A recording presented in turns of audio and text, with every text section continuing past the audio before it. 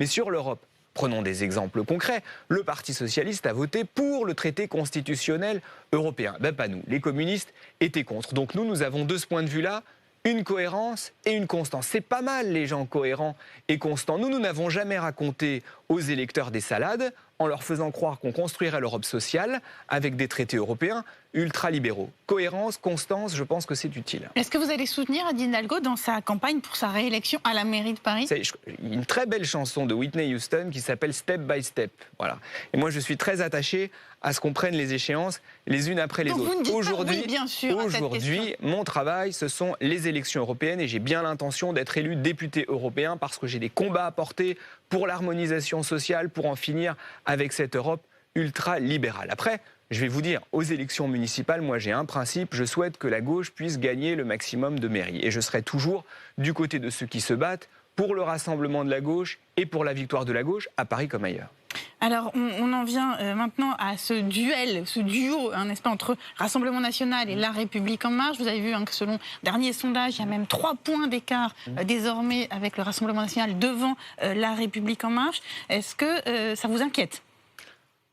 Ce qui m'inquiète, c'est que depuis des mois maintenant, tout est fait pour organiser un duel entre d'un côté les libéraux de Macron et de l'autre l'extrême droite de Madame Le Pen. Et moi, je ne veux pas que le paysage politique français se limite à ça. Surtout, je ne veux pas qu'on fasse croire que Madame Le Pen incarnerait une espèce d'alternative sociale à Emmanuel Macron. Parce que le discours social de Madame Le Pen est en réalité une gigantesque arnaque. D'ailleurs, elle le dit elle-même, elle n'est pas favorable à l'augmentation du SMIC, elle n'est pas favorable au retour de l'impôt de solidarité sur la fortune. Ses alliés autrichiens qui gouvernent l'Autriche viennent de mettre en place la semaine de 60 heures. De 60 heures. Et Madame Le Pen va nous expliquer qu'elle va construire l'Europe sociale avec des gens qui font la semaine de 60 heures de travail. Donc il y a arnaque.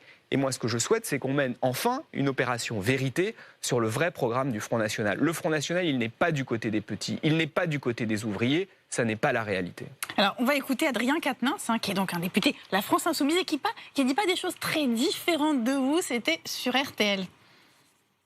Les Macron, Merkel et Juncker nourrissent à l'échelle du continent les Salvini, Le Pen et Orban. Par conséquent, ça n'est pas un duel, c'est un duo. Et c'est un piège qui sert Emmanuel Macron parce que ses chances de survie politique sont conditionnées à son face-à-face avec Marine Le Pen. C'est ce que vous dites. C'est le système et son assurance vie. Et Madame Le Pen, c'est pire que Monsieur Macron. Elle veut la hausse du temps de travail. Elle parle de 39 heures payées 39. Les Français réclament des hausses de salaire. Cette femme court les plateaux pour dire qu'elle est contre la hausse du SMIC. Donc je vous le dis, Le Pen, c'est pire que Macron. Les deux se nourrissent les uns les autres.